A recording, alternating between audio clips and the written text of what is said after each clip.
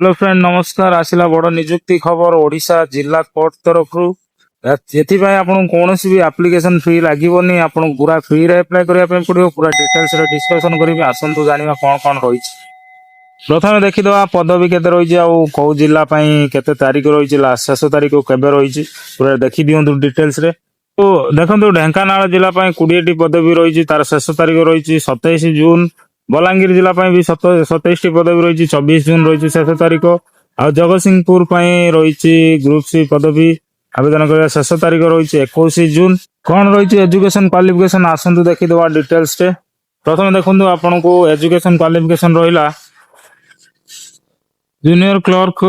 जो मैंने करने चाहते से +3 पास सहित डीसीए कंप्यूटर सर्टिफिकेट थी आवश्यक आउ जूनियर टाइपिस्ट +3 पास सहित इंग्राजी टाइपिंग आसुवा दरकार स्टेनोग्राफर +3 पास सहित शॉर्ट हैंड ट्रेनिंग नहीं आवश्यक यही सब जिनस गुड़ाक बहुत आवश्यक रही जदि आपन पाखे अच्छी एलिजिबल हो पार्टी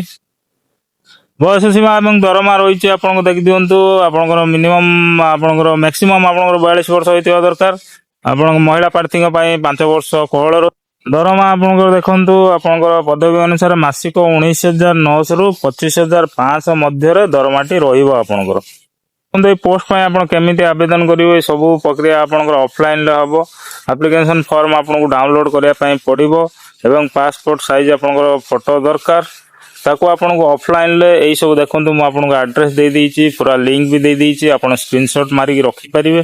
तो आपन एई एड्रेस रे आपन को पूरा सेंड करिया पय पड़ो जदी भी किछि डाउट थिबो मते कमेंट करंतु डिटेल्स रे जणे।